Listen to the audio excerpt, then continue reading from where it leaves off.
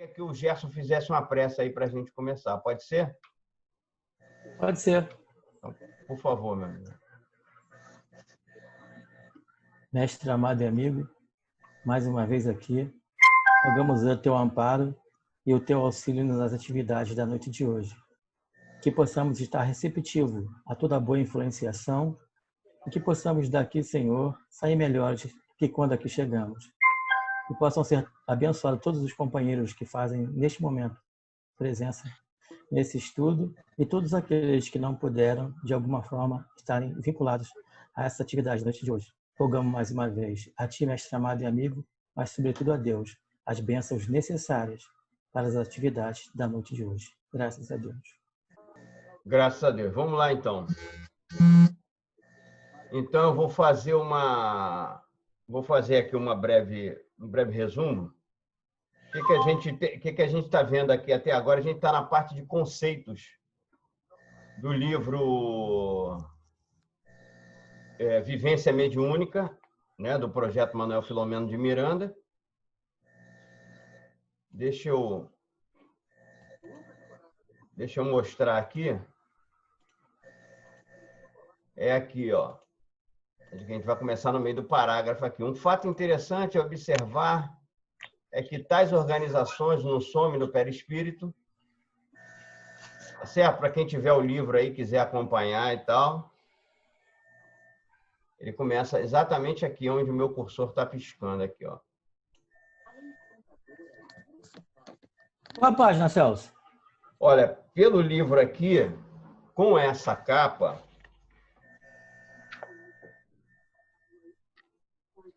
é a página 16. Na verdade, nós vamos para a página 19. 19. Tá? Achei. Fechou? Bom, de qualquer forma, eu vou colocar o texto aqui na tela também para a gente acompanhar. Só para a gente recordar, para a gente lembrar, o Paulo já saiu aí. O que o Paulo arrumou que saiu aí? Tá bom, daqui a pouco ele dá um jeito e volta. A gente via em conceitos o seguinte, que todo aquele que sente num grau qualquer a influência dos espíritos é por esse fato médium, né? Um conceito genérico da mediunidade, conforme colocou Kardec. Essa faculdade é inerente ao homem, não constitui, portanto, um privilégio exclusivo, né? É uma coisa comum ao ser humano, não é privilégio nem de fulano, de ciclano, ou de determinada organização a que aquela pessoa pertença, seja ela religiosa, filosófica e tal, não é privilégio de nenhuma nem de ninguém. Todavia, usualmente, assim só se classificam como médium aqueles em quem a faculdade mediúnica se mostra bem caracterizada e se traduz por efeitos patentes, de certa intensidade.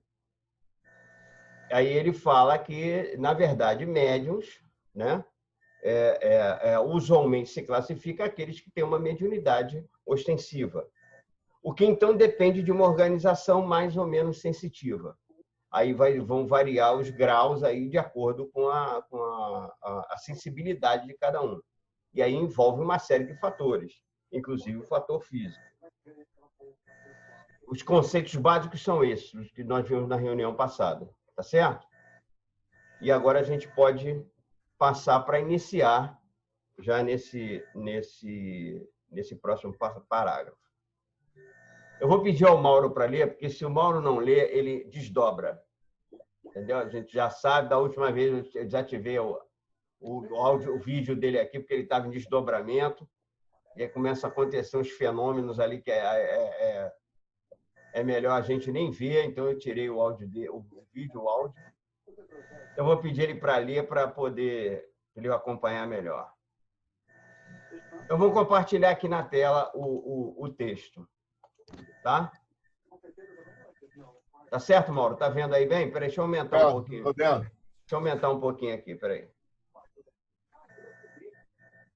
Não, foi muito... Aí. Ok? Dá para ler? Então, vamos lá. Um fato interessante. Um fato interessante a observar é que todas as organizações, no soma e no perispírito, o próprio trabalho mediúnico as desenvolve e aprimora, podendo-se afirmar, por conta disso, que a mediunidade é evolutiva. Imaginemos didaticamente que a uma pessoa, num dado momento de sua evolução, seja outorgada uma organização adequada ao exercício mediúnico ostensivo. O aproveitamento desta oportunidade, através do uso responsável e equilibrado da concessão, acabará por aperfeiçoar os seus equipamentos de registro, adequando-os ainda mais para o prosseguimento do trabalho iniciado em novas expressões, com vistas ao futuro. O mesmo raciocínio é válido para alguém que não possui mais do que rudimentos de mediunidade.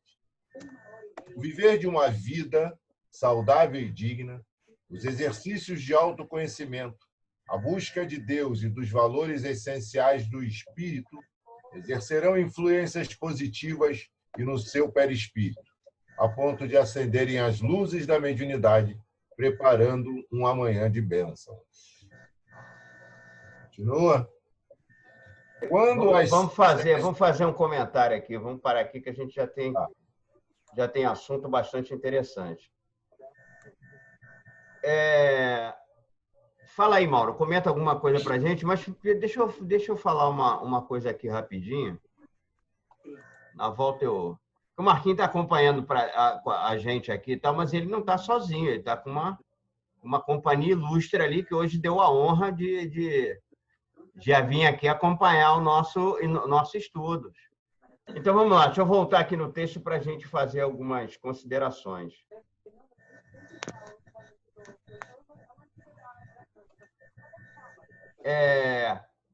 Fato interessante isso. A mediunidade é evolutiva.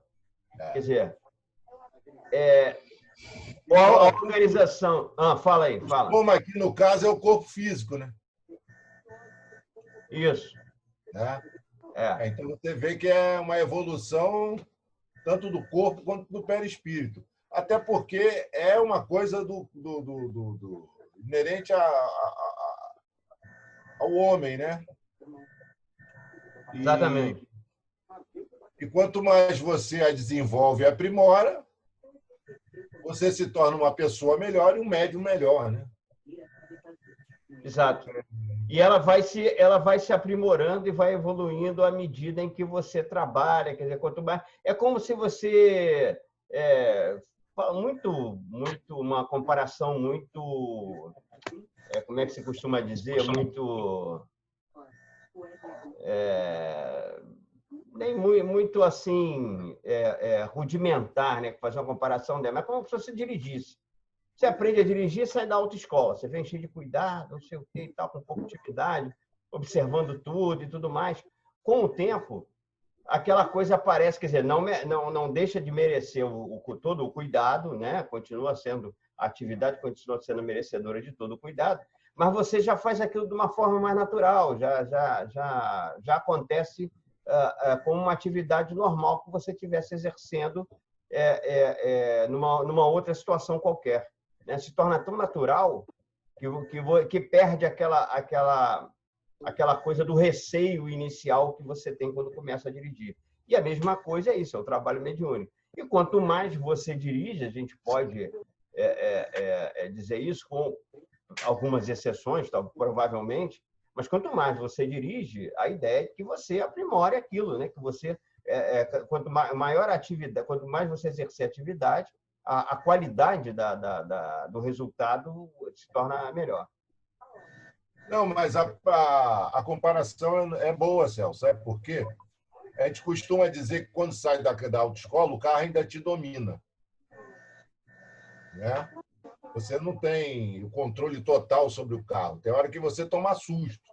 Você que está controlando o carro, na verdade, mas você toma susto. Então, mal comparando, a mediunidade também é isso. Se você não se aprofundar, não praticar ela vai te dar uns sustos de vez em quando e você não vai saber se defender, não vai saber trabalhar com isso. É uma boa comparação, não é tão rudimentar, não. Aí a gente vê também, logo abaixo, ele vem descrevendo aqui uma coisa que é bastante interessante também, que é os exercícios de autoconhecimento, a busca de Deus, os valores essenciais do espírito, vão exercer uma influência positiva no perispírito, a ponto de acenderem as luzes da mediunidade, preparando um amanhã de bênçãos. Quer dizer, aí ele já está se referindo ao fato de que a mediunidade é um instrumento também de evolução, né? Então, vai preparar um amanhã de bênçãos, porque a gente vai, obviamente, exercendo bem essa atividade, a gente só tem a ganhar por diversas formas. Vamos lá, fala mais alguma coisa aí. Marquinhos, fala alguma coisa para a gente aí. Celso, qual é a página desse livro mesmo? Você falou? Olha, no livro com essa capa aqui, ó. Essa aqui, é a página 19. Se bem que o teu tem um negócio de uma etiqueta aí que eu não vi no meu, não. Vamos lá. No PDF é a página 12. Ah, tá. O PDF é a página 12. Página 12. Isso. Eu estava lembrando aqui, quando você estava comentando essa questão do aperfeiçoamento, aquele livro Transição Planetária, do Manuel Filomeno de Miranda, né? Que ele relata naquele livro que já, desde do ano passado, aí já está reencarnando, né, espíritos de outra esfera, né, de outra, fora da Terra, e, inclusive, eles preferem, quando a gravidez, né, quando a infertilização é in vitro, né, porque eles já estão trazendo proposta de fazer mudanças, né, no nosso corpo físico, né?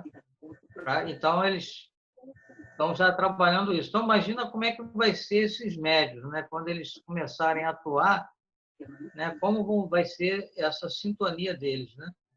E a nossa ciência ainda está longe, né? Hoje eu estava ouvindo o Corre Márcio falar, né, que a ciência ainda não tem ainda como identificar no nosso corpo físico, né, exatamente o que diferencia no corpo para que certas pessoas tenham mediunidade e outras não, né? A ciência ainda não conseguiu detectar isso. A gente sabe que pode ser que tenha uma coisa ligada com aquela glândula, né? Com a pineal, né? Mas a pineal é muito desconhecida da ciência médica, da ciência como um todo. Ela está recebendo uma atenção especial agora na pesquisa do doutor Sérgio... Como é o nome dele mesmo, Gerson? Sérgio Felipe. Sérgio Felipe, né? Ele tá desenvolvendo isso e tal, e tá dando aula disso dentro da Faculdade de Medicina. Isso.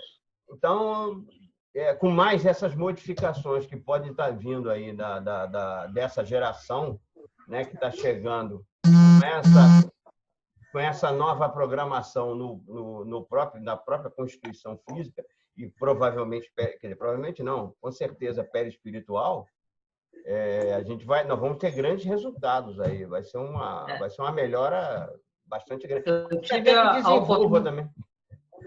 Eu tive a oportunidade de assistir o Sérgio Felipe lá em Petrópolis, eu e a Guida, né? Uma vez que nós fomos lá em Petrópolis, ele fez uma palestra lá, até lá eu conheci ele pessoalmente, e lá mesmo ele colocou, né? Porque a gente não tem ainda a ciência, não tem como investigar, porque só consegue acessar essa glândula, né, quando a pessoa morre, isto é, abrindo o crânio, né, e aí conseguem acessar. Não tem outro jeito, ela fica muito escondida, né? Ele até deu um exemplo de como a gente, uma coisa assim, entra logo após o seu olho assim, enfiar alguma coisa, e aqui no crânio, em cima, você enfiar outra, onde cruza, é onde a pineal é localizada, né? Então, ele coloca isso, né? Não consegue investigar, porque só quando a pessoa morre é que eles vão ver. E quando morre, o espírito já não está mais ali. Aí, Então, muita coisa modifica, né? tem que ser alguma coisa, tem que acontecer alguma coisa para que esse estudo seja, para que essa glândula seja mais conhecida. Pode ser isso que está acontecendo. Eu estava pensando aqui o seguinte: pode ser que até o contato com essa nova geração, de quem ainda tiver por aí, mesmo com um aparelho, vamos dizer assim, não tão sofisticado quanto o deles, mas pode ser que sofra até alguma influência, venha despertando ainda algumas coisas e tal, né? Vamos ver. Enfim. Denison, Gerson, Leda. Não, é que eu achei interessante que está falando que ela é evolutiva, né? Mas ela está circunscrita aqui ao texto, mas se a gente fizer uma análise maior, a gente vê que crianças, né, já trazem muitas vezes a mediunidade, caso do Chico Xavier, do próprio Divaldo, o filme do Divaldo narrou bem isso, que desde a infância ele já tem uma mediunidade bem ostensiva, né? Que não sofreu uma transformação na vida atual deles, né? Mas que já traziam todo esse arcabouço, né? Somático já todo preparado para a vivência deles, né? Que mais à frente até do estudo a gente vai comentar a respeito disso, que pode ser até uma mediunidade de prova e tal. Mas, independente disso, existem muitas pessoas que têm a mediunidade em várias religiões diferentes e que realmente dão vazão à mediunidade dela de formas diferentes por características religiosas, né? Então, a mediunidade ela é evolutiva, no que a gente está vendo aqui, né, no livro, mas a gente tem contato temos casos de ter contato com pessoas e até mesmo na história dos próprios antecessores as pessoas que estudam a mediunidade, como Chico Xavier e o Divaldo, eles já traziam uma mediunidade em criança muito evoluída, muito desenvolvida, né? Então, tem dois processos. Tem aqueles que já trazem reencarnando e aqueles que desenvolvem em determinadas reencarnações. Porque aí você pegou no time forte, né? Você pegou o time da... Eu pego logo a referência. Você vai logo na referência. Aí é claro que veio. Agora, pessoas como eu tem que vir desenvolver, tem que estar todo dia fazendo para poder... Eu estou até preocupado com essa quarentena. A quarentena está deixando a gente... Que nada, está acontecendo muita coisa durante o sono aí e tal. A gente percebe, é verdade. Está acontecendo muita coisa. É legal. A gente está em atividade, graças a Deus. Denis, quer falar alguma coisa? Não, é isso que vocês estão falando, né, da vivência. Estão me ouvindo bem? Então, eu estou. Não? Tá. É que... Botei o microfone aqui. Então, essa vivência... que a gente exercício da mediunidade vai aprimorando, né? Como a direção, como uma arte, né? Como uma ciência que a pessoa estuda. E a mediunidade, só que a mediunidade é uma coisa mais interna, né? E como ela é para o bem, quando a gente usa essa mediunidade para o bem, a gente vai sendo cada vez mais aprimorado nela, né? Os mentores espirituais nos ajudam e vão afinando cada vez mais um instrumento, né? Como um músico, né? Vai afinando, pegando as melhores notas, vai pegando, né? Então, a gente vai servindo de instrumento conforme usa a mediunidade para o bem, né? Tem que prestar atenção na partitura, hein? Não pode tocar outra coisa, né? Mas quem toca é o espírito. De qualquer maneira, tem isso. Leda, quer falar alguma coisa? Não. Tranquilo? Quero não. Então, vamos lá. Agora o Mauro também já deu um jeito de sair aí. Entrou o Pedro também aqui, o Pedro Ramos, que também é lá do Centro Espírita Caminho da Luz. Se é o Pedro ou se é o Carlos. O Carlos é o pai dele. O Pedro é o filho dele porque está ajudando a gente. Eu não sei se todos os dois está como o Pedro. Ele deve se revelar daqui a pouco aí. Pedro, se estiver ouvindo, pode falar aí, dá o seu boa noite aí. Vocês estão me vendo? Não. Também não estou vendo vocês, não. Não? Tu não deve ter desativado a câmera. Não, eu não mexi em nada. Você sumiu de repente. Está sumindo de repente, meu. Pode ser sinal da internet, sei lá. Ela estava dando aqui. Ah, aqui, ó. Pode ser sinal da internet. Aí, o Carlos aí, ó. O Carlos e o Pedro. Tá, tranquilo. Então estão os dois, vieram em dupla, o Carlos e o Pedro. A gente não sabia quem era, estão os dois. Boa noite. Boa noite. Boa noite. Estamos juntos. Estamos juntos. Obrigado. Agora estou te vendo, Mauro. Agora estou te vendo. Voltou.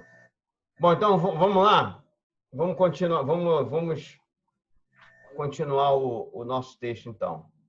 Quando a acesse pelos caminhos da mediunidade se processa no âmbito das expectativas normais, respondendo espontaneamente aos estímulos da experiência evolutiva, disse que a mediunidade é natural. Vezes frequentes, todavia, um potencial maior de mediunidade é conferido como uma outorga, uma necessidade retificadora para compromissos negativos assumidos, ou mesmo como um mecanismo acelerador da própria evolução.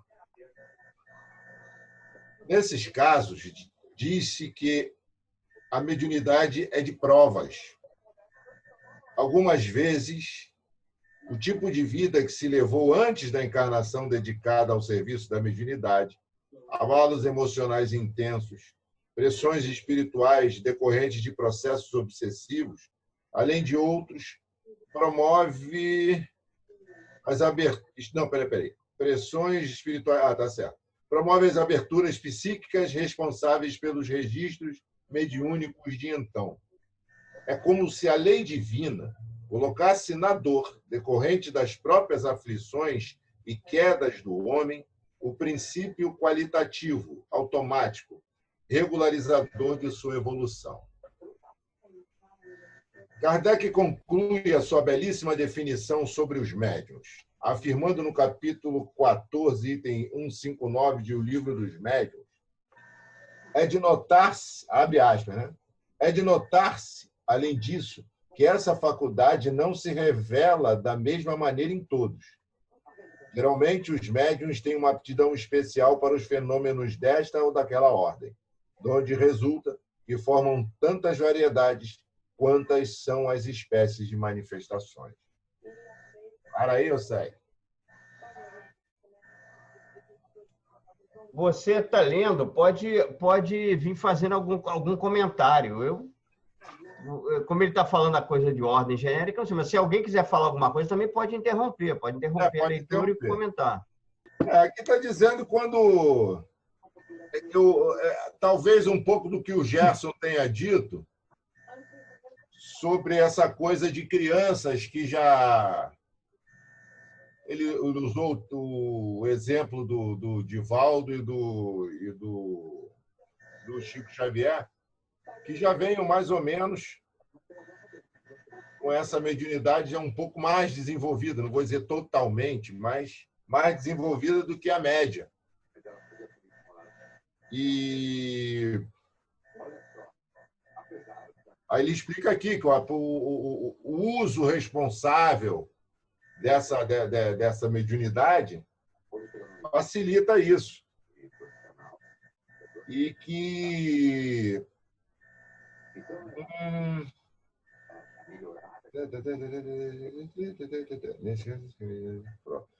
Agora, quando tem essa mediunidade um pouco mais, eu não vou dizer complicada, mas ela tem uma... Precisando ser educada, né? Aí entra essa parte talvez, que o Gerson tinha falado, não sei nem se o Gerson foi mais...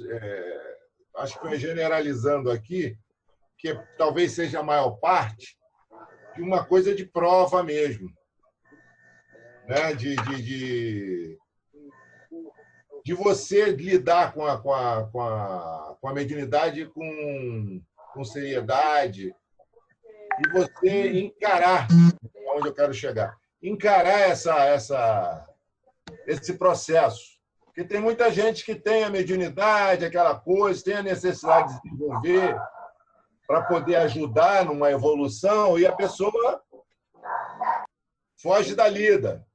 não quero, dá muito trabalho. Alguns até com a desculpa, eu não sou espírita.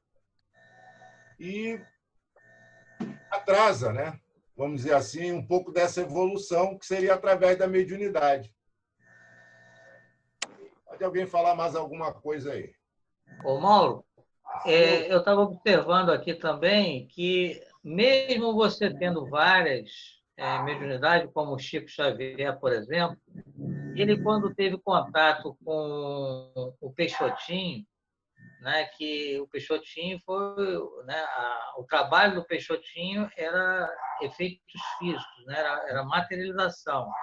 Então, eles tinham muito contato. Então, quando o Chico teve algumas reuniões de materialização com o Peixotinho, ele ficou tão encantado que, mesmo quando o Peixotinho saiu de lá, ele, com o grupo dele lá, ele começou a realizar reuniões de materializações.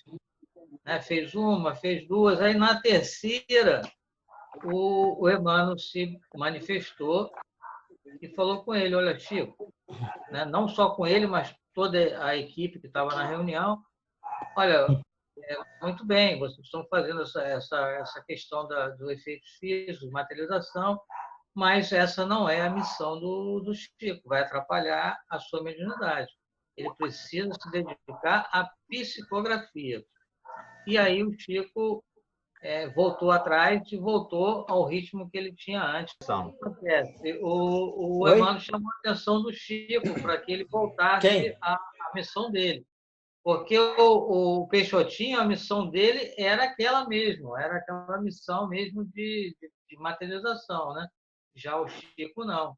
Né? Então, isso é uma questão. A gente tem que ter claro qual é o nosso objetivo, qual é a nossa finalidade, né? Senão a gente se perde.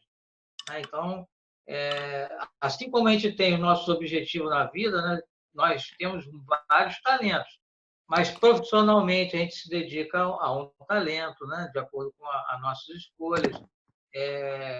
A gente toma alguns rumos na vida que a gente escolheu, mas não quer dizer que a gente não teria outros. Então, essa questão também tem na mediunidade. Você, às vezes, tem várias possibilidades. Mas se você quiser fazer tudo ao mesmo tempo, você acaba não fazendo nada. Então, tem essa questão. Você tem que ir priorizando, você identificando que o teu caminho é esse, então se dedica mais a ele.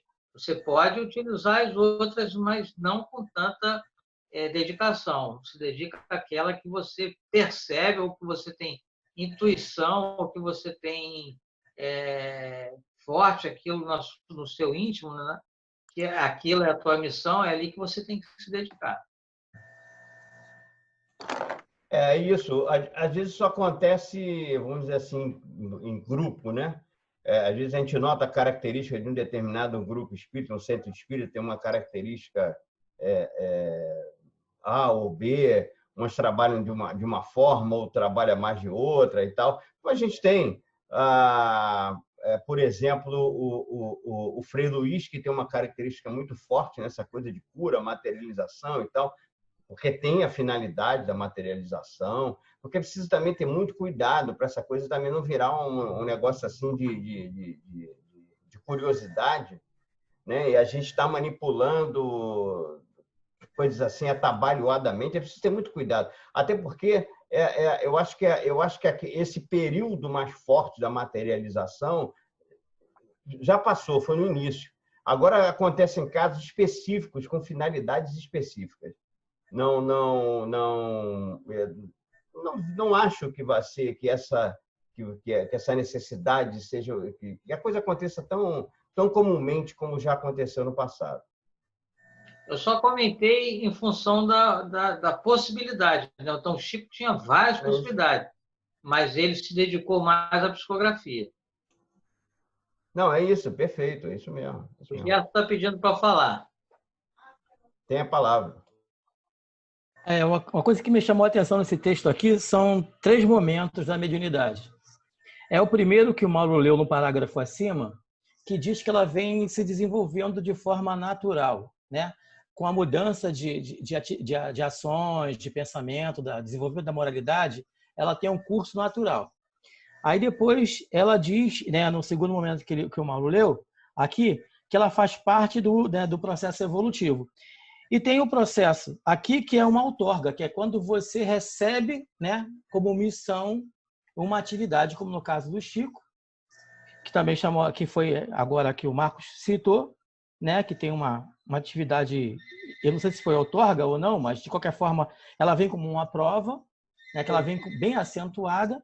E no último processo que eu achei mais interessante ainda, que ela é decorrência, né, de obsessão, decorrência de uma série de situações que acontecem com a pessoa, que cria uma alteração e que ela vai ter o mal que atacou essa pessoa, o mal que ela sofreu, se transforma também no remédio para a melhora dela, que é esse parágrafo que fala que as pessoas que sofreram, né,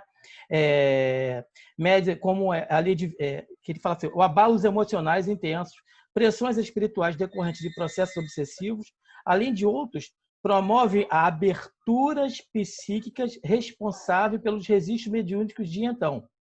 É como se a lei divina colocasse na dor decorrente das próprias aflições e quedas do homem o princípio qualitativo automático regularizador de sua evolução. Eu achei interessante, são esses 3 momentos que a gente que está caracterizado aqui nesse texto. O momento natural, né, que todos nós somos médiuns, e esse processo ele é lento e gradativo, de acordo com a nossa mudança, afeta o organismo. Tem um processo, né, da outorga, que é um mandato, né, que vem como uma missão e uma prova, e tem um processo decorrente dos abalos sofridos de encarnações passadas, que fazem com que mecanismos sejam desenvolvidos no espírito e que servem também como desenvolvimento como um remédio, um desenvolvimento desse espírito também no trabalho de sua própria evolução. Então, são 3 momentos bem característicos aqui que me chamam a atenção. E a gente repara também o seguinte, que todos esses momentos atendem a uma determinada necessidade, né? De acordo com uma necessidade. Uns que têm uma necessidade, têm um compromisso mais assim, mais tranquilo, mais natural, que acontece de forma que vem, né, naturalmente acontecendo mesmo. O outro, como o Gerson citou, é uma coisa de outorga. Então, você tem aquela prova, aquela coisa que tem que realizar uma determinada missão, aí, entre aspas, né? Mas você tem um compromisso de realizar aquilo e tal. E existe a outra, que é oriunda de muitos aspectos obsessivos, com relação a comportamentos do passado e compromissos assumidos no passado e tal. Quer dizer, então, todas elas atendem uma finalidade. Ou seja, como eu sempre digo, a finalidade da mediunidade não é receber espírito. Não é a principal. O receber espírito é consequência dela. Mas a principal finalidade da mediunidade é o aprimoramento do ser humano. O Carlos está querendo falar alguma coisa aí, não está, Carlos? Tá, não? Se quiser falar, só fica à vontade aí, hein? Então tá bom. Alguém quer falar mais alguma coisa aí? Ou vamos dar continuidade? Então vamos dar continuidade. Mauro, por favor, continua aí. Deixa eu compartilhar aqui a tela.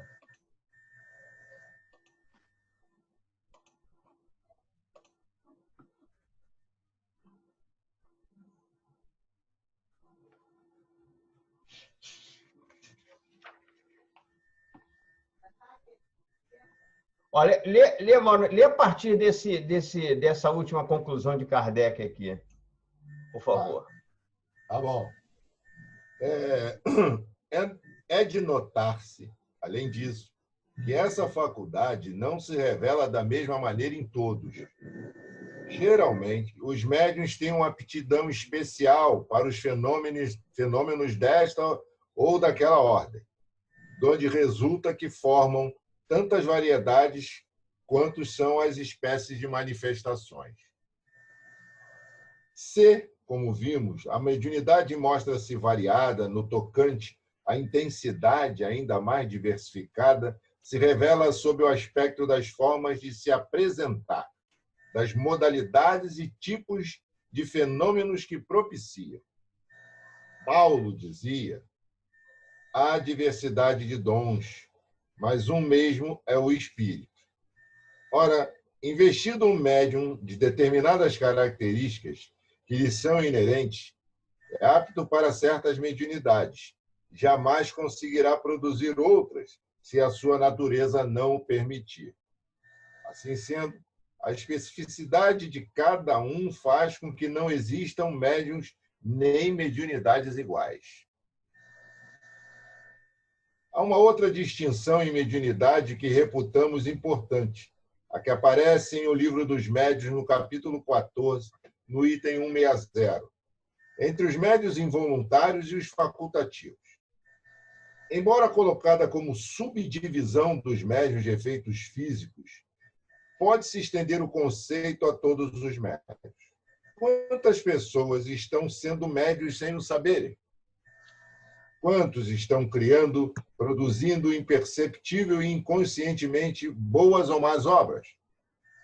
Se tal inconsciência se prolonga, aumentam os riscos de manipulação e assédio de espíritos imperfeitos. Kardec recomenda a conquista do ascendente moral como barreira ao assédio, bem como a passagem da condição de um médium involuntário para facultativo, através da conscientização. Essa é uma forma de adesão ao trabalho da vida. A mediunidade deve ser consentida, lúcida, para que produza bons frutos em prol dos famintos do carreiro evolutivo. Se a árvore, o médium, não pode ainda saber como esses frutos são gerados, pois os mecanismos profundos que põem a faculdade em ação remontam à mente divina. Deve saber, pelo menos, que está sendo instrumento dessa produção, a fim de poder contemplar a floração, a frutescência e a colheita. Ok. Segue. Já pode comentar.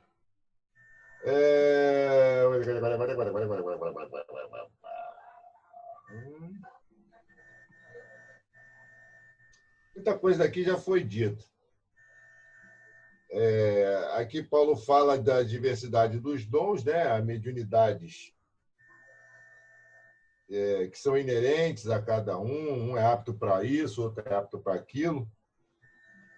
E lógico, tem alguns que têm várias diversidades na sua mediunidade. E outros que não vão reproduzir. Eu, pelo menos, acho, não tenho certeza, que nunca produziu um efeito físico, pelo menos não trabalhando. Entendeu? Eu acho, sei lá, assim, do outro lado da rua eu estou fazendo uma coisa, não sei.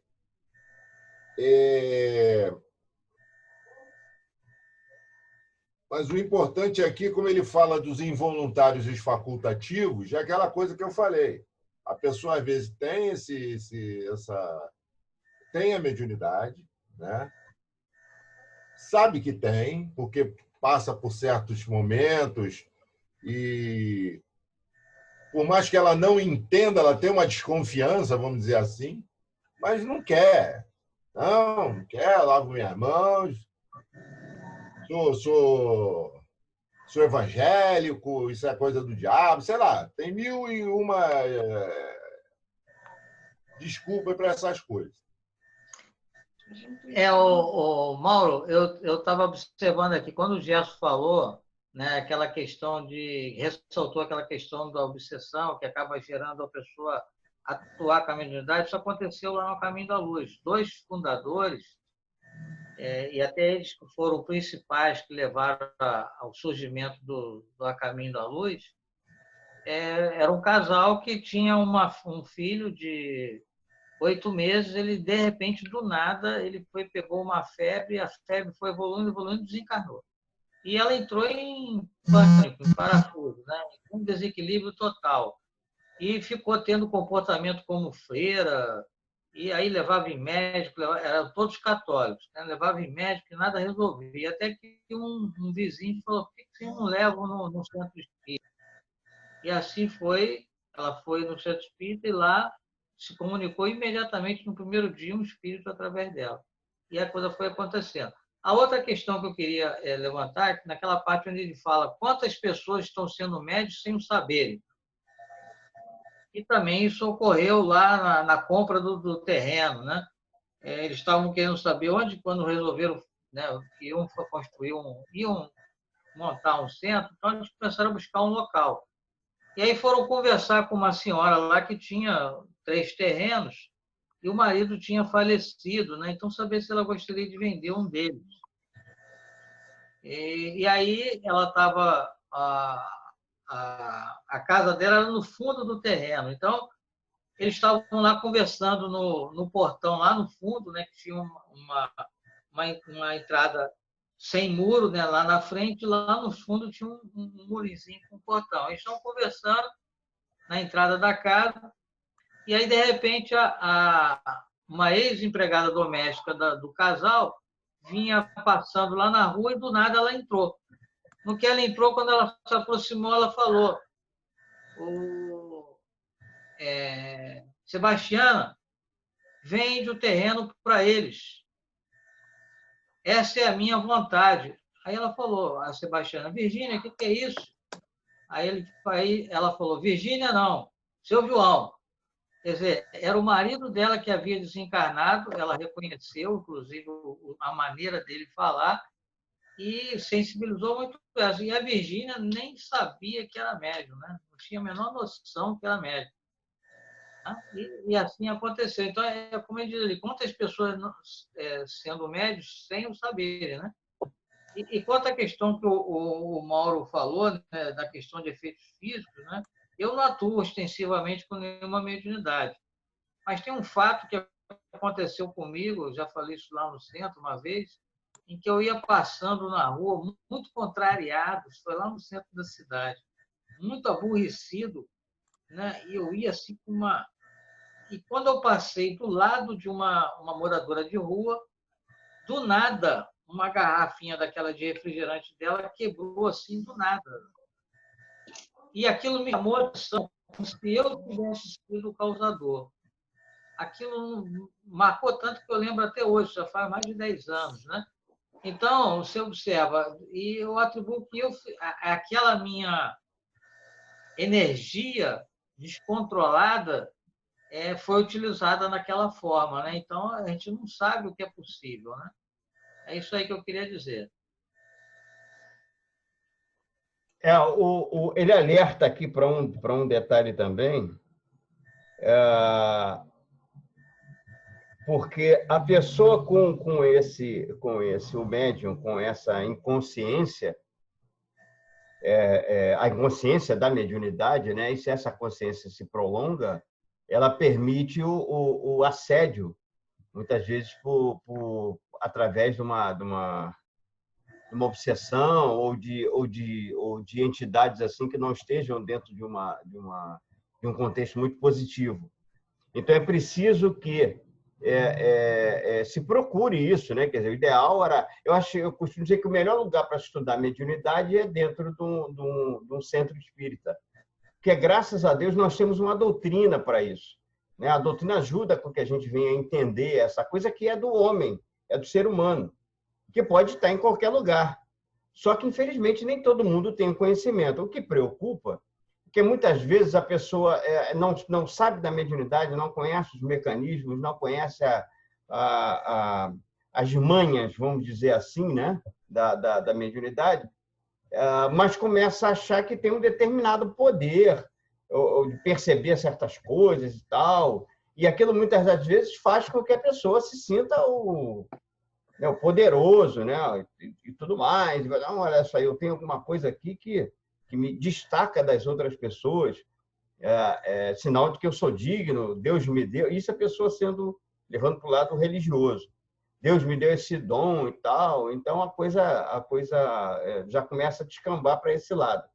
O que acontece? As entidades vão se aproximar e já começar a usar esse tipo de pensamento, esse tipo de sentimento. Imagina-se lá para onde, né?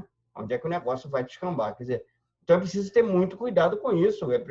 São coisas que podem acontecer e que ninguém está livre disso. Ninguém está livre disso. Na verdade, nem mesmo aqui, com todo o estudo, com toda aquilo que a gente se propõe. Por isso que ele também chama atenção e diz o seguinte: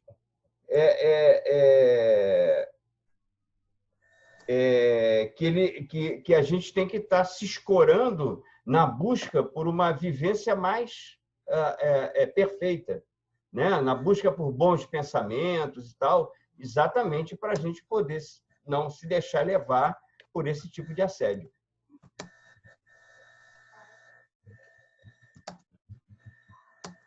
Ele fala aqui também que a mediunidade tem que ser consentida e lúcida.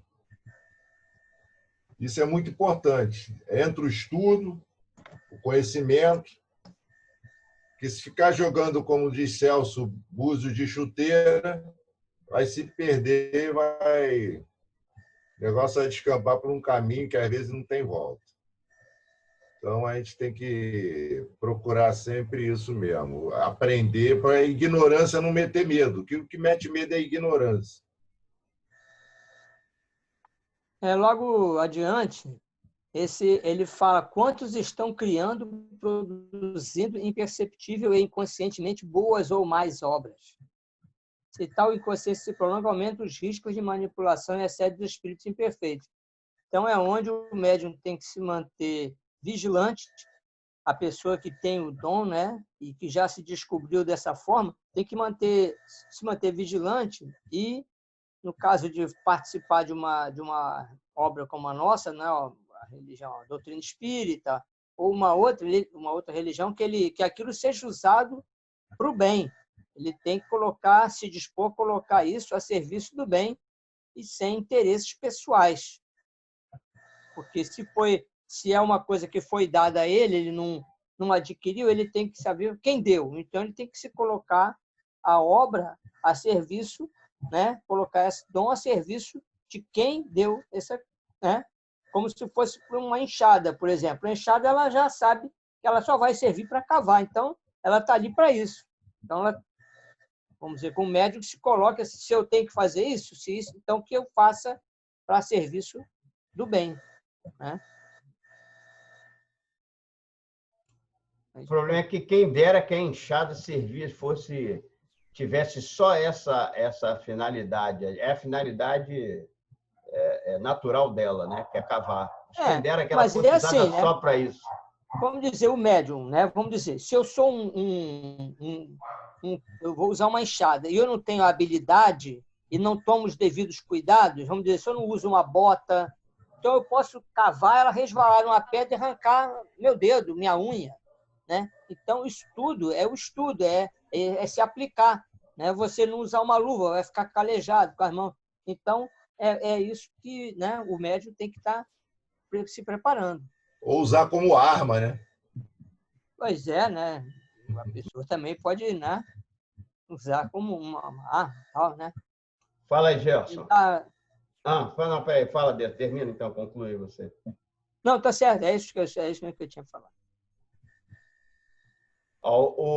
Veio mais uma comunicação do alto aqui, ó. Agora, se enxada não trabalha, enferruja. É mesmo? Né? Vai lá, Gerson. Uma coisa que me chamou a atenção aqui, né? Alguém já deve ter comentado, eu tive que me ausentar aqui rapidamente, mas se ninguém comentou, os dois tipos de mediunidade que se apresentam, a involuntária e a facultativa. A involuntária ela tem dois aspectos. Ela pode ser involuntária porque a pessoa não sabe que é portadora de mediunidade, ou ela pode ser involuntária, mas ainda assim a pessoa tem conhecimento que está acontecendo alguma coisa com ela, mas ela não consegue definir o que vem a ser. Dessa involuntária, a gente pode voltar à página anterior, que é quando a pessoa sofre por obsessões ou vários processos, né? e o perispírito dela é atingido, desenvolve um mecanismo de mediunidade dela. Um processo que pode ser utilizado para a cura. Só que se ela não tiver consciência, isso vai ser usado de maneira involuntária. Ela não quer, mas vai ser usado. Lembrei do livro que eu estou terminando de ler, de Ivone Pereira, que fala sobre isso.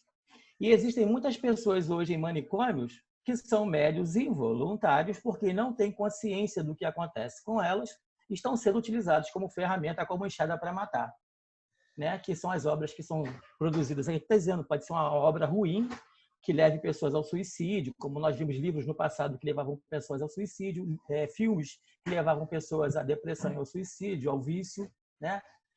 Músicas que levam pessoas ao vício, que incentivam o vício, incentivam o sexo, incentivam tantas coisas, que pode ser realmente um médium involuntário que não tem consciência, ou tem, mas não quer utilizar a mediunidade, não quer desenvolver de forma harmônica com as leis divinas, e ele é realmente uma ferramenta. E Dona Ivone Pereira, ela faz realmente um recorte sobre isso. Ela fala sobre muitas pessoas que são médiums, até mesmo têm consciência, mas ainda assim não buscam o caminho, né, do seu aprimoramento moral. Ela é médium, tem consciência que é médium, com certeza tem todas as religiões, inclusive na doutrina espírita, mas ela não trata a mediunidade dela né, de forma boa, né? Ela não tem cuidado. De forma correta, né?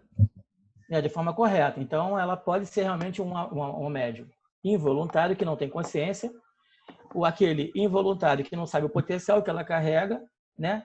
E o finalzinho que ele diz que o ideal é que você se torne um médico facultativo, você tenha consciência do que acontece com você, que você se instrua a respeito disso e que você se torne realmente uma ferramenta do bem. Que o ideal é que qualquer pessoa com essa, se sentindo, notando qualquer sensibilidade, que se instrua em relação a ela para se aprimorar. Até porque é uma faculdade humana. E isso, às vezes, faz tanta falta à divulgação da doutrina espírita, exatamente porque tem muita gente, já ouviu várias pessoas dizer, não, eu não vou ao centro espírita, eu quero saber disso não. Não vejo nada, não. Quero ver nada, não vou saber. Às vezes está vendo e não sabe nem que está vendo, está falando com quem não nem encarnado está, né? Mas pelo fato de não querer saber, eu não vou lá, não quero me meter nisso, acha que não indo ao centro espírita está resolvido o problema, como se a mediunidade estivesse lá. Né? Tem um caso interessante que aconteceu com uma pessoa na rua, próxima a mim, na rua, que tinha uma menina que era médium, né? Quer dizer, ela tinha vidência, audiência, ela também ouvia, mas só que a família dela era toda evangélica, né? E ela era professora de uma escola e essa pessoa que me contou era professora junto com ela, uma amiga minha. E contou que ela era terrível, ela sofria muito com a mediunidade dela, porque principalmente durante a noite, quando ela ia dormir, o quarto dela ficava cheio de espíritos. E ela não sabia o que fazer, ela não sabia o que era aquilo, né? Que a família dela era toda evangélica. Foi quando as pessoas chamavam pastores para fazer orações e tal, e levavam os pastores para orar, a menina orar a casa, mas não modificava a situação dela. Aí quando ela conversou com essa minha amiga era espírita, aí começou a dar livros para ela, né? Aí ela começou a ter consciência do que estava acontecendo com ela através da leitura dos livros. Quando a família evangélica descobriu, infelizmente, sumiram com os livros dela. Até onde eu sei a respeito dessa menina, quer dizer, uma mediunidade involuntária que estava sendo mal desenvolvida e mal trabalhada por questões diversas, inclusive religiosas, né? Enfim, isso acontece, né? O que a gente vai fazer? Às vezes pode ser como é que se diz? Obviamente que essas coisas não acontecem, porque se você tem uma situação em que você se torna, que não segue ou não se informa, não por questões alheias à sua vontade, porque, pelo que eu entendi, aí ela tinha vontade de se aprimorar, né? De conhecer melhor o fenômeno, mas que as coisas não aconteciam por circunstâncias alheias à vontade dela. Isso muitas vezes pode ser um mau uso, às vezes, numa situação, né, pretérita lá e tal, e agora ela querendo usar e não conseguia por questões familiares. Isso vai ter que chegar mais lá na frente, né, para ela poder, tomando a sua vida nas suas mãos, tomando as rédeas da sua vida, decidir aí, né, se informar ou não. E outra coisa, Celso, também não adianta a pessoa com boa vontade, bons sentimentos, mas com ignorância, usando a mediunidade sem conhecimento. Isso também é meio perigoso, né? O conhecimento é importante, claro, lógico. O conhecimento é Porque importante. por mais boa vontade, Agora, a pessoa 10 minutos, hein? A pessoa queira fazer o bem, mas sem conhecimento é meio perigoso. Aquela história do médico, que é um safado, mas é médico. E o cara que não é médico, mas tem boa vontade, quer salvar, quer ajudar, mas ele não é médico. Agora, então, não vamos esquecer também o seguinte, que o fator evolução moral é uma coisa que neutraliza qualquer coisa em termos de conhecimento. A pessoa se defende. Pode nem ser a coisa assim extremamente ideal. A gente não deve abrir mão do estudo por questões assim. Mas, às vezes, a pessoa não tem oportunidade, não tem condição de estar estudando nem nada. A gente vê, por exemplo, no início lá da mediunidade, a história que a gente conheceu do Chico Xavier, tem uma mediunidade já desde tenra idade. Ele não tinha uma coisa assim, vamos dizer, pelo menos não reparei nisso. Depois a gente tem notícia de que ele poderia até... Muitos espíritos se aproximaram dele com a intenção de desvirtuá-lo ali da caminhada, né? Mas ele não era uma pessoa desprotegida, lá, quando ele tinha total ignorância do que acontecia com ele. Ele não era desprotegido quando criança e tudo mais. Era o espírito da mãe que estava perto dele, porque ele estava dentro de uma orientação católica, que talvez não fosse o ideal para ele desenvolver a mediunidade ou aprender mais sobre ela. E quando ele percebeu isso, ele buscou um outro caminho. Mas ele não estava desprotegido, ele não sofreu não se desvirtuou do caminho. Então, quer dizer, a evolução moral, e eu não estou falando aqui de nível de evolução do Chico Xavier, não sei, não, eu não sei qual era, não estou falando. Eu estou dizendo o seguinte, ele tinha um nível evolutivo, moralmente falando, que permitiu que ele fosse orientado ali, que que aquela missão dele não fosse perdida, vamos dizer assim.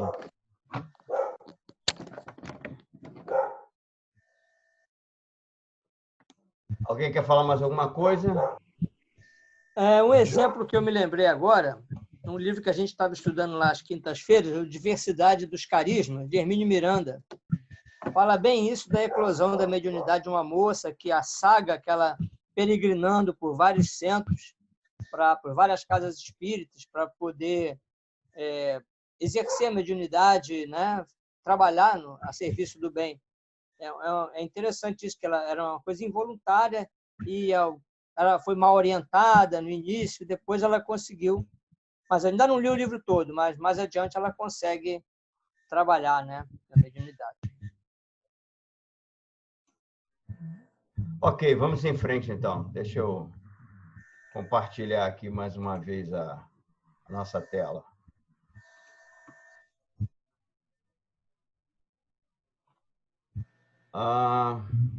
Alcançando esse ponto.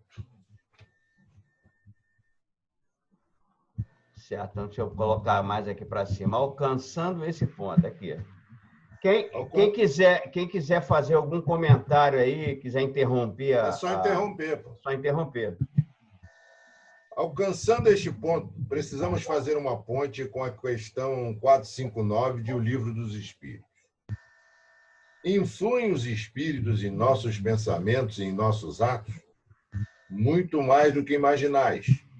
Influem a tal ponto que, de ordinário, são eles que vos dirigem. Por trás dessa resposta, vemos a mediunidade ainda incipiente, involuntária, na sua fase rudimentar, direcionada sem a consciência do seu portador conforme as circunstâncias. Se nem sempre pode o ser furtar-se a uma direção que é produto das influências que recebe, pode e deve tornar-se consciente dela, a fim de escolher a condução segura dos bons espíritos. Logo a seguir, na questão 461, dizem eles não ser de grande utilidade saber fazer a distinção entre os pensamentos próprios e os sugeridos. E o dizem assim porque sabem que nas fases embrionárias da mediunidade ou nos momentos de silêncio da faculdade ostensiva inexistem ou deixam de atuar engrenagens especializadas para a triagem de ideias que afloram no consciente, ficando por conta da consciência moral de cada um assimilar ou descartar as inspirações que lhe chegam.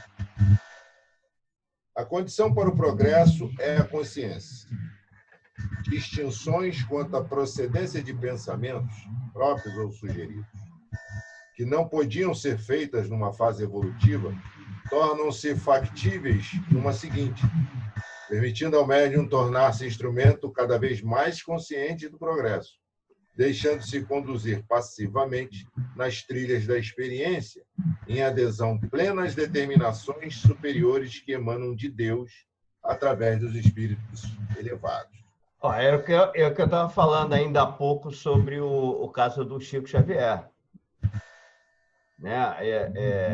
Apesar dele ter pouco conhecimento lá no início, na infância e tal, sobre o que era a mediunidade, sobre o fenômeno, fenômeno em si, ele não permitiu, com a moral dele, que a mediunidade dele tomasse rumos que não fossem os destinados já pelo plano espiritual, né? Pelo compromisso que ele tinha com o plano espiritual. Ele não foi influenciado. E fala aqui também que uma coisa que eu achei interessante deixa eu tirar aqui para a gente poder se ver. O que eu achei interessante aqui é o seguinte.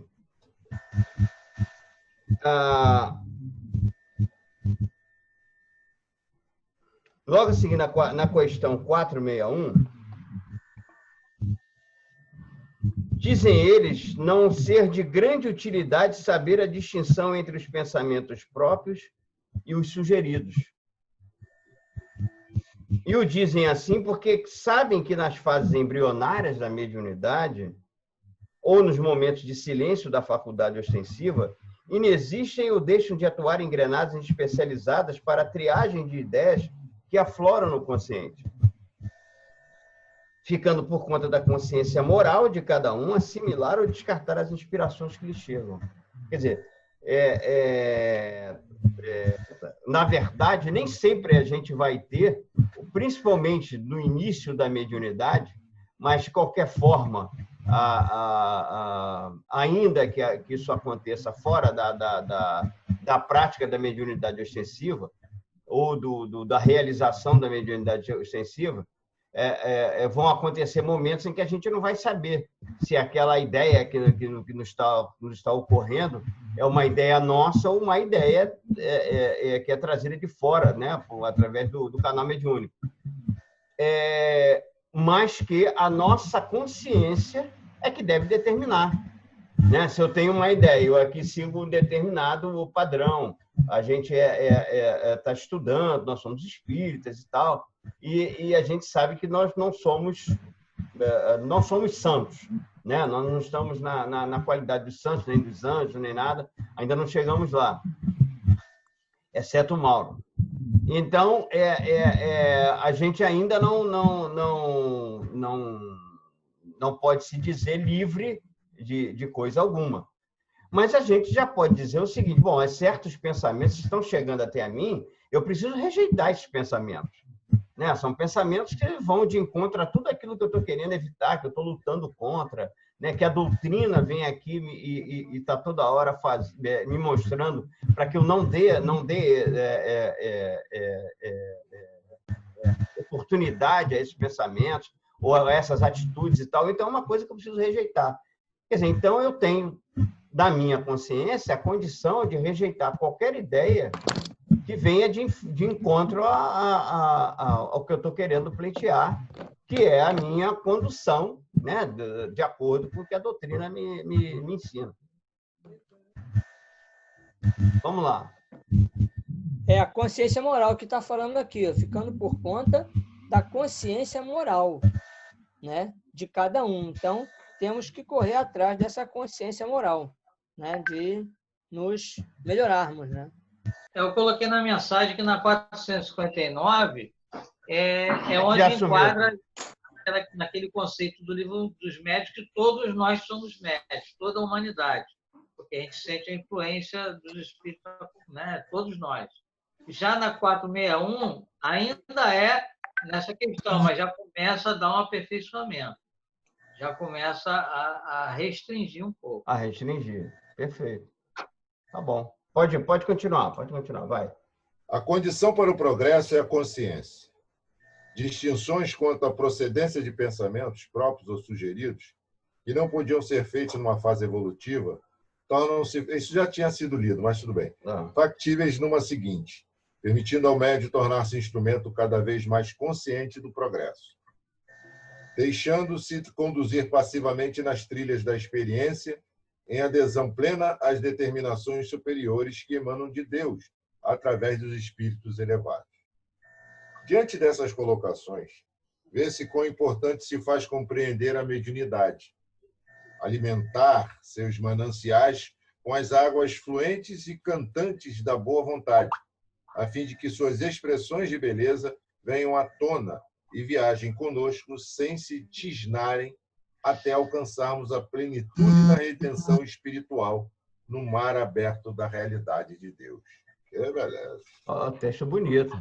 Texto bonito. Parece bonito. Bom, como ele já vai entrar no próximo capítulo, que é fenômenos, então vamos só ficar ainda no último conceito aí. Bonito aí esse texto final, bastante poético. Né? Muito legal, mas é verdade mesmo, é uma realidade. Quer dizer, a mediunidade traz uma realidade para a gente sobre o compromisso de evolução, de aprimoramento, às vezes até de resgate, às vezes até de ajuste, né? Não vou dizer resgate, mas ajuste, né? de coisas que ficaram ainda pendentes na encarnações anteriores e tal. Então, é preciso que se ajuste isso e tudo para a gente poder dar continuidade. E agora, principalmente, esse é o momento em que a gente está vivendo, esse é o momento, porque se a gente está num período aí de transição, é o momento da gente se ver livre, né, de associações que nos seriam prejudiciais. Fala aí, Marco.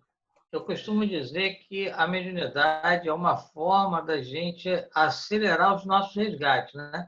A gente pode resgatar com a dor e com o amor. E a mediunidade nos permite fazer um resgate acelerado, porque a abrangência que ela traz, né? Você tem como auxiliar espíritos desencarnados, auxiliar espíritos encarnados. Então, você tem uma possibilidade muito grande de, nisso, você reduzir situações que teriam que ser vivenciadas em encarnações futuras, né? Porque você já conseguiu resolver com a questão da mediunidade. Então, é uma oportunidade, é uma excelente oportunidade de... aquele negócio que se dizia antigamente, né? Se você é médium, se você não desenvolver a mediunidade, você vai ter algum problemão. Não é nada disso. A mediunidade é uma ferramenta que vai te ajudar a minimizar as tuas dívidas. É nessa questão. O problemão, na verdade, você já tem, né? Você não vai ter um problemão se não desenvolver mediunidade. O problemão você já tem. A mediunidade é um facilitador da resolução do problemão. O problemão você já tem. Mas quer dizer, faz parte disso aí. É mais um instrumento além da reencarnação, é mais um instrumento concedido quer dizer, que a reencarnação faz parte do processo, né? É um processo de evolução e tal. A mediunidade, além de ser mais de fazer parte desse processo, é uma coisa que é natural natural, é comum a todos nós, numa intensidade maior ou menor, de acordo com a programação que a gente precisa realizar, a experiência que a gente precisa viver, os resgates, os acertos que a gente tem que fazer, mas é uma coisa natural, uma coisa que é comum a todos. Quer dizer, na verdade, nós, como dizem aqui, o que eu disse aqui no livro, falo do Livro dos Espíritos, na questão 459, que os espíritos influem muito mais do que imaginais. Influem a tal ponto que, de ordinário, são eles que vos dirigem. Quer dizer, dependendo do nosso comportamento, da nossa como é que eu digo, da nossa fixação mental, é para a gente dar graças a Deus isso. Ou, dependendo também do nosso comportamento, da nossa fixação mental, para a gente ficar muito preocupado. Vai depender de nós, né? Porque o mundo vive nessa questão de afinidade, é preciso que a gente observe isso. A mediunidade, né, nesse caso, complementando o que o Marcos falou, é que a mediunidade ela funciona assim como se fosse uma jornada dupla. Você faz o teu trabalho, mas quer ganhar um extra. Aí seu chefe diz, se você fizer 1 hora extra, né, você vai... Então, você tem a tua vida normal, você tem que criar seus filhos, você tem seu trabalho, você tem sua evolução para fazer, sempre, né, procurando praticar o bem, né, fazer o melhor possível. Mas aí quando você vai tratar a reencarnação, tem um jeito de você resolver essas pendências aqui. Tem a mediunidade, vai ser como uma hora extra, né? Você vai ganhar a mais com o teu chefe de dia. Então, faz essa hora extra aqui, no final do mês a gente te ajuda aí, bota essas horas extras no seu... Aí você tem que fazer, né? Tem que ter boa vontade de ficar depois da hora, né? Como o médium, né? A hora extra que o médium faz é o plus, né, que ele tem que fazer da consciência dele, né? Fazer esse mais, né? Essa hora extra aí paga mais do que o salário normal. Uma hora extra, né? Aí entrando aqui nesse pedaço poético aqui, que como o Mauro falou, alimentar seus mananciais com águas fluentes e cantantes da boa vontade. Aí que entra a boa vontade, porque sem a boa vontade nada se faz, né? Ele não consegue, sem boa vontade, ele não consegue fazer essa hora extra. Não, vou ficar em casa, tá tão bom ali no sofá, vendo televisão e tal, né? Vai ter um jogo, vai ter uma série, não sei. Aí, pronto, aí a boa vontade, não. Mas o mediunidade, né? Se ele assume, ele presume a boa vontade, né? Presume-se, né? Perfeito. Fala, Gerson. Achei interessante como ele começa esse parágrafo, dizendo que a condição para o progresso é a consciência. Sabe, isso me chamou muita atenção, porque você trata de mediunidade, mas você trata... Isso aí tem uma abrangência incrível. Em relação até mesmo que no estudo ontem com o Marcos falando sobre isso. Uma tomada de consciência em relação a você, Deus e o universo. Essa tomada de consciência independe de mediunidade, olhando de um outro ângulo, de um outro foco.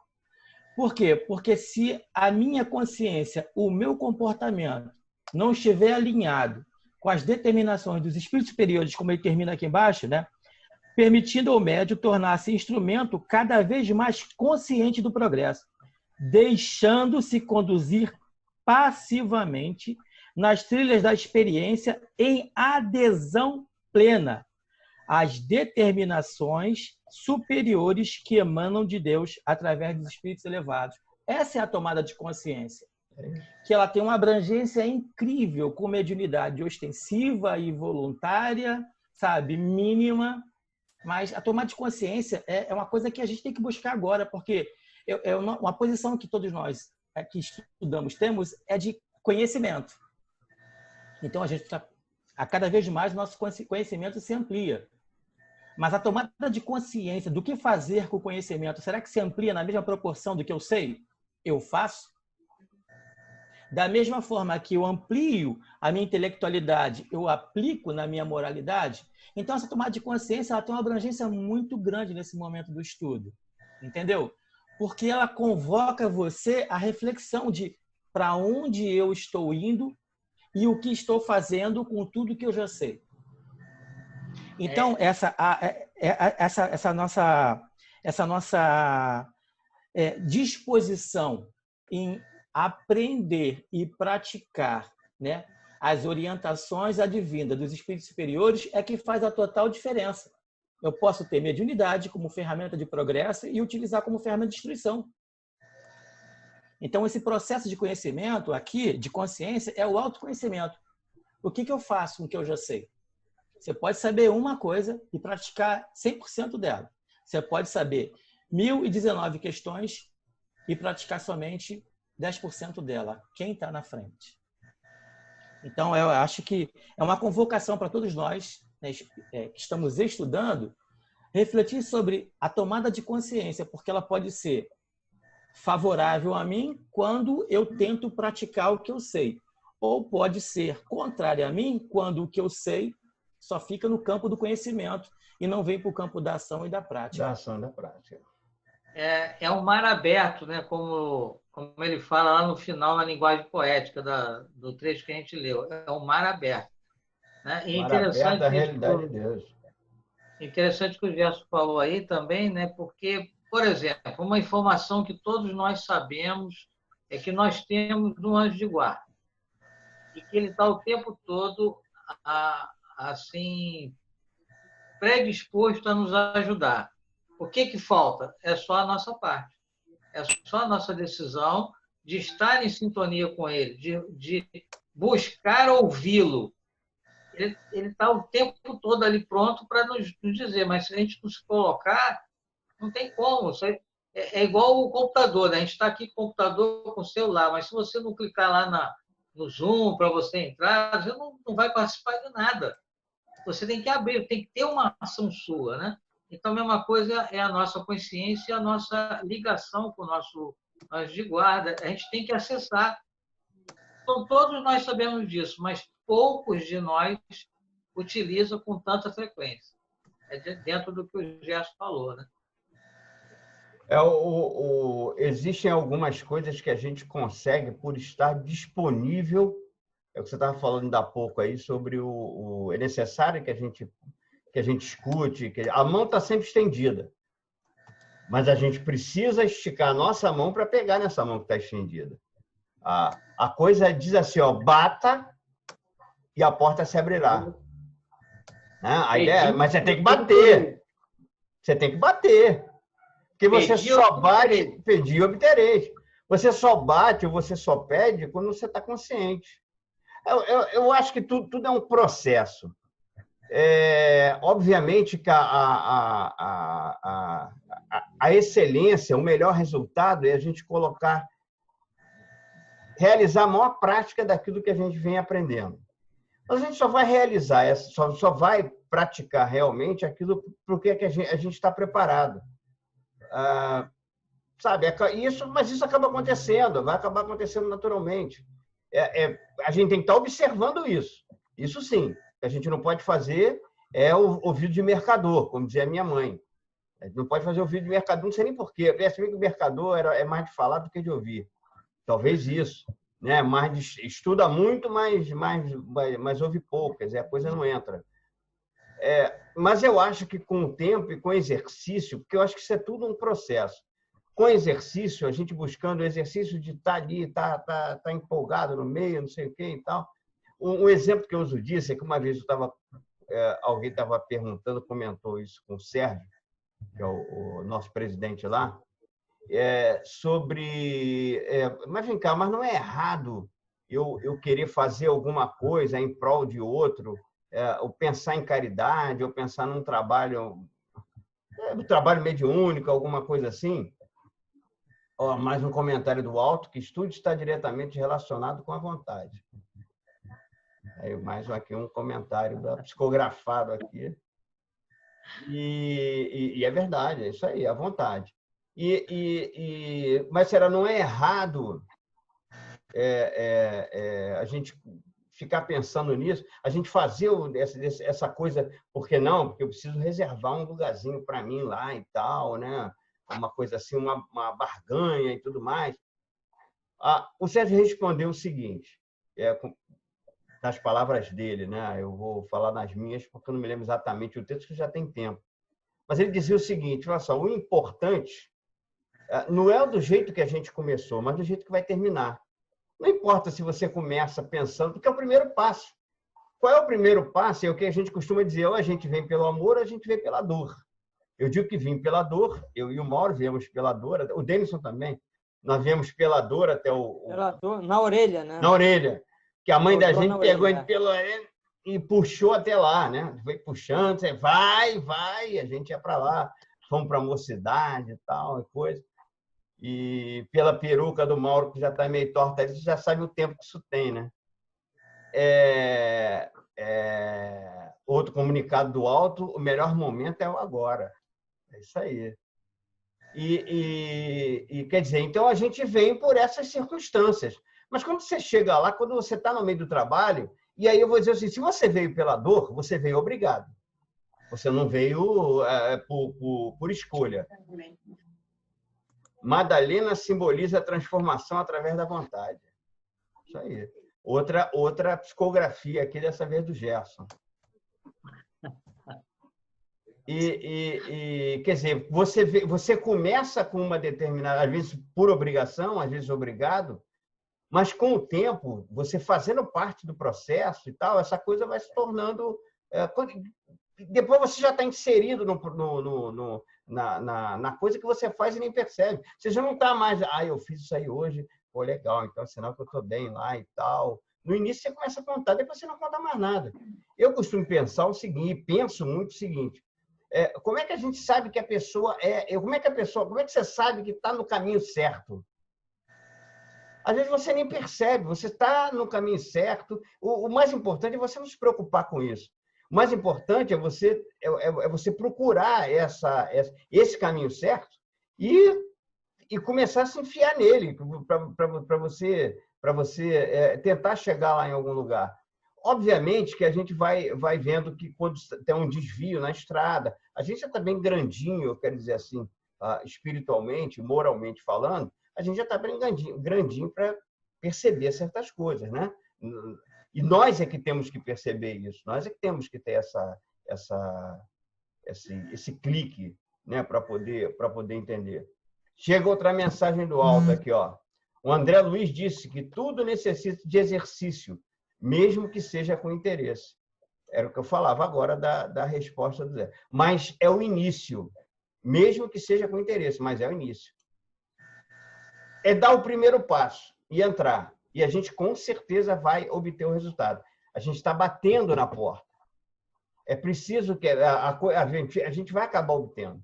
Se não for nessa, vai ser numa outra situação, mas o melhor momento é agora. O melhor momento é a gente aproveitar esse período e ficar batendo mesmo e tal, para tentar conseguir, mas com insistência. Né? A gente não tem que bater forte. Esse bater forte aí é a nossa conscientização. É a gente aprimorar essa conscientização. Mas vamos lá, vamos ouvir mais alguém aí, porque agora já está no último bloco. A gente já pode encerrar aí a qualquer momento. Aí mais uma psicografia do alto. Como diz a física, o mais difícil é romper a inércia. É isso aí. O primeiro passo para a busca da evolução é sair da zona de conforto. É por isso que hoje a gente vive um momento fantástico. Né? A gente podia simplesmente encerrar, vamos parar todas as atividades, está tudo parado. Isso acontecesse nos anos 80, anos 60, anos 70. Posso falar em anos 70, não vamos ficar com o negócio de... Anos 70, todo mundo lembra. Anos 70 tá bom. Se acontecer nos anos 70, o que a gente ia fazer? Fecha a porta do centro, acabou, a gente vai para casa. A gente não tinha essa ferramenta. Que a gente pode estar aqui, mesmo com a atividade encerrada lá fisicamente, a gente continua se reunindo, continua tratando do assunto. Por quê? Porque a gente saiu da zona de conforto, a humanidade saiu da zona de conforto. Ela buscou uma evolução. E a gente, quer dizer, quem deu a ideia foi até o Arilson publicou uma coisa da CERJ, que estão fazendo essa reunião pelo Zoom e tal, Então, deu essa ideia para a gente. Fala, Mar. Não, eu disse numa reunião do 23º, uma reunião que teve da coordenação, né, que eu, por exemplo, né, eu gosto muito de ler, né? Então eu estava numa zona de conforto. Nos primeiros dias eu li 4 livros, 4 livros. Dias, eu li 4 livros. Aí o Pedro me liga, o Pedro que ainda estava ainda há pouco com o caso, com o pai dele, né? Ô, Tá o seu Marcos, Flávio aí, vamos tá o fazer seu uma Flávio live? ali, Leandro. Vamos fazer uma live? Aí eu falei, Pedro, olha, eu não sei fazer nada disso. Você sabe a parte operacional, técnica? Não, eu sei. Ah, então tá. Liguei para cada um da diretoria e vamos fazer. Ele me ligou na semana, na sexta-feira a gente já fez a live. Ficou assim meio confuso, mas fizemos. Mas aí de lá para cá, aí implantamos o estudo de segunda-feira. Aí agora vamos implantar o estudo de quarta. Aí eu já não tenho mais aquele tempo de ler os livros. Mas faz parte da questão, né? Então, se eu quisesse ficar naquela zona de conforto, eu não, tá bom assim, né? Então, faz isso aí, faz parte, né? Não tem jeito. É necessário. Eu ainda levo fé na humanidade. Eu estava lendo, aliás, eu vou pedir alguém para fazer uma prece de encerramento. Eu pediria até que envolvesse nessa prece o ator Flávio Migliaccio, que faleceu ontem, desencarnou, hein? Ele desencarnou ontem. Aldir Blanc também morreu há pouco tempo. Há pouco tempo. Não, mas o problema do Flávio é que o Flávio suicidou. Ah, é? É. E deixou uma mensagem aí muito, sabe assim, muito pessimista, uma visão muito pessimista do momento que a gente está vivendo, do momento que ele estava vivendo, sei lá, que ele fala que a humanidade não deu certo e tal. Foram 85 anos jogados fora. Olha o que ele falou. Ele mesmo quem falou isso, que achava que eram 85 anos jogados fora e tal, e para ele não dava mais. Me desculpe, mas para mim não dá mais. Cuidem das crianças aí no atual momento. Quer dizer, é uma coisa lamentável, a gente só tem a lamentar. Eu, pelo menos, só tenho a lamentar, e disse até lá no comentário de quem publicou a notícia que era uma coisa que se lamentava, e qualquer coisa que se dissesse a partir daí é para que o menino que publicou estava dizendo, também concordo com ele, a humanidade não deu certo e tal. Como a humanidade não deu certo? A humanidade evoluiu, a evolução da humanidade salta aos olhos. Agora, ela não é perfeita, ela não está perfeita. Por que ela não está perfeita? Ela está do jeito que está, ela não está perfeita. Mas a evolução, a humanidade não deu certo, a humanidade não evoluiu, não cresceu. É só olhar o passado, como disse aqui o novo comunicado do Alto. É só olhar o passado, a gente olha a humanidade só ver a história, né? Só ver a história, exatamente. Olha a Idade Média e olha agora.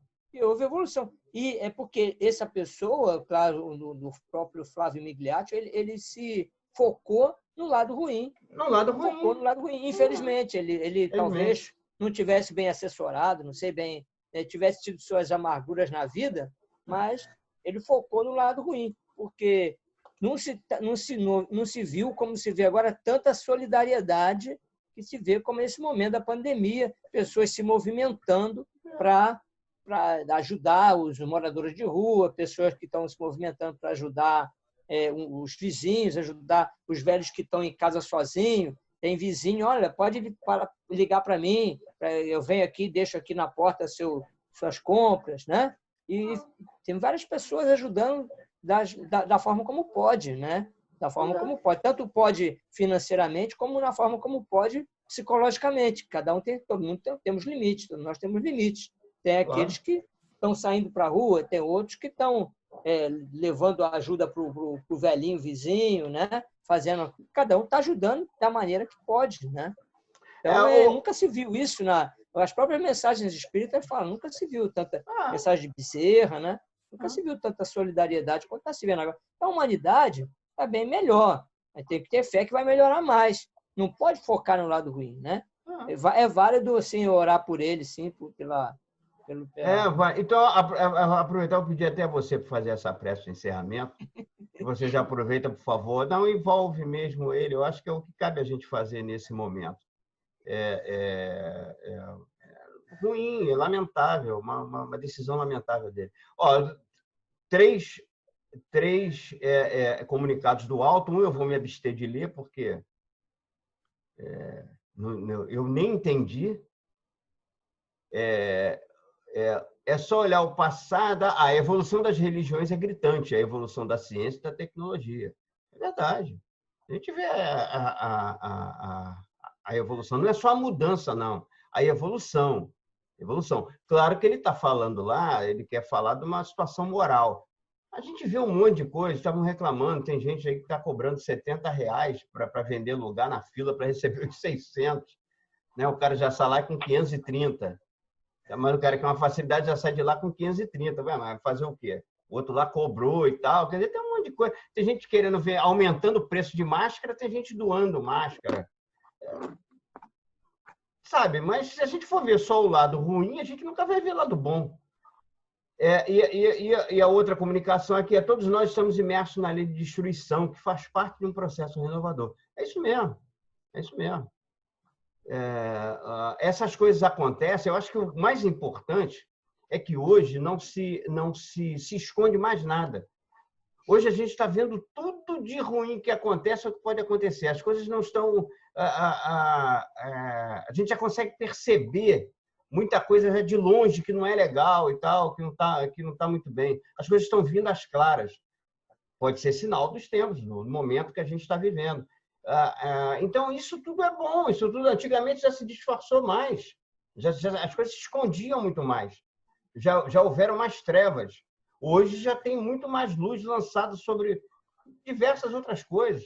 Hoje a gente vê, por exemplo, a mulher numa posição muito diferente da de alguns anos atrás.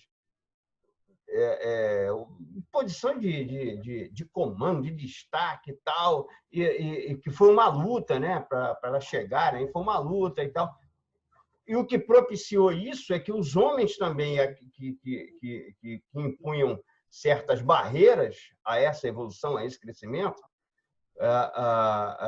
também cederam, também relaxaram um pouco essa barreira e permitiram que elas transpusessem isso.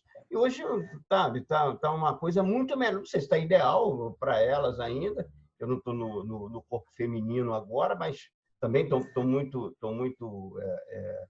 procuro estar muito antenado com isso, mas não estou agora. Não sei se está realmente bom. Às vezes a gente se escapa alguma coisa, mas eu posso ter certeza que está muito melhor do que já teve há um tempo atrás. O seu Flávio, o Carlos ali chegaram, estão só observando, ficaram ali, não falaram nada. Fala alguma coisa aí, seu Flávio, por favor, para a gente. Boa noite a todos. Boa noite. Eu acabei de chegar, desejando muita paz e muito sucesso com esse estudo virtual. E que Jesus nos abençoe abundantemente nessa trajetória. Que amanhã, nesse caminhar, possamos realmente ser dignos da misericórdia divina. Muito boa noite para todos. Muita paz. Graças a Deus. Boa noite. Obrigado. Então, Denison, vamos lá, por favor. Vamos. Graças a Deus.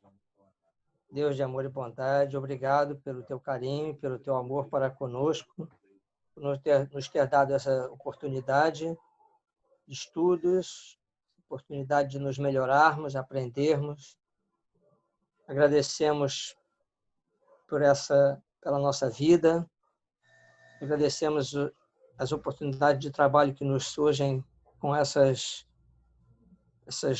reveses da humanidade. Agradecemos que podemos estar aqui. Pedimos por esses irmãos que estão desencarnando nessa pandemia. Pedimos que eles sejam esclarecidos, que eles sejam bem recebidos no alto pelos irmãos espirituais. Pedimos também, pelo especial, pelo nosso irmão Flávio Migliaccio, que suicidou-se. E ele, infelizmente, focou no lado ruim da vida. tendo tido um passado tão glorioso, tão bonito como ator, fez muitos fãs, muitas pessoas o tomavam como exemplo, seus personagens. Pedimos por esse irmão, pedimos pela sua família e pedimos também por toda a humanidade que está envolvida nesse processo de evolução, que nós possamos ser mais solidários, ser mais amigos dos nossos companheiros de jornada, vizinhos, essas pessoas que estão mais necessitadas, possamos abrir os olhos, ficar antenados para isso. E mais antenados para o estudo também, para compreendermos nosso papel no mundo, nosso papel de espírita na humanidade. Graças a Deus. Bom, graças a Deus. Eu queria agradecer a Deus, claro, em primeiro lugar, mas agradecer a todos aqui pela presença, pela colaboração. E muito legal, muito legal. Cada vez que eu me reúno com vocês aqui, eu aprendo muito mais. Não sei se vai dar tempo, não sei se vai dar tempo, mas se o Gerson repetisse aquilo que ele falou lá da questão das religiões ontem na segunda-feira no estudo, foi muito bom. Lembra, Gerson? Tem 5 minutos. 5 minutinhos. Pô, me lembra aí, eu falei tanta coisa sobre religiões, sobre o livro O Espírito e o Tempo. Não, foi sobre o livro O Espírito e o Tempo? Não, aquela questão do distanciamento que as religiões criam, não sei qual foi a palavra que você usou, não foi muro, foi barreira, foi uma outra palavra que você usou, muito interessante. Achei muito legal aquilo. Tentando me lembrar aqui também. Não... É sobre... Eu não sei, de repente foi de ontem também, tem muita coisa na minha cabeça ainda, que a gente discutiu ontem no teu estudo, também foi muito bom, que eu gostei muito. Muito legal. Mas é que a gente vive assim como se fosse... não é aldeia, não. Na verdade, das religiões, a gente se coloca barreira, né? Porque a gente acha que é só a gente que vai salvar. Porque a minha religião... porque ele falava que a religião que tribal. Tira... tribal, isso. Tribal. Muito legal aquela ideia, gostei muito daquela maneira. É isso mesmo. É um conceito realmente tribal de religião, de que as pessoas se apossam do conceito de Deus, né? E reduzem a sua tribo, né? A salvação, o entendimento das leis divinas. Então, a gente ainda vive isso no nosso planeta, né? Esse conceito tribal de religião, essa ou aquela, entendeu? Então, a gente tem muita dificuldade de entender. Isso foi interessante, porque ela se junta com o que a gente estudou ontem lá na Caminho da Luz, que é justamente sobre, né, as características divinas, né, como Deus se apresenta, as virtudes dele, né, que vão todas ao infinito, né. Então essa visão tribal é reducionista de Deus. É uma visão muito reducionista que se aplica na minha tribo. Quem não é da minha tribo está fora da salvação. Está fora da salvação, isso é legal. É isso aí, eu gostei da colocação, foi muito boa. Gente, boa noite, então, pessoal da minha tribo. Boa noite. Boa noite, obrigado a todos. Paz. Obrigado, iluminado. Marquinhos, pode falar que ela está salva. Pode falar que ela já está salva já. Eu vou mandar ele lá para o Vaticano. Um grande abraço a todos, hein? Valeu, fiquem com Deus todos. Um beijo grande.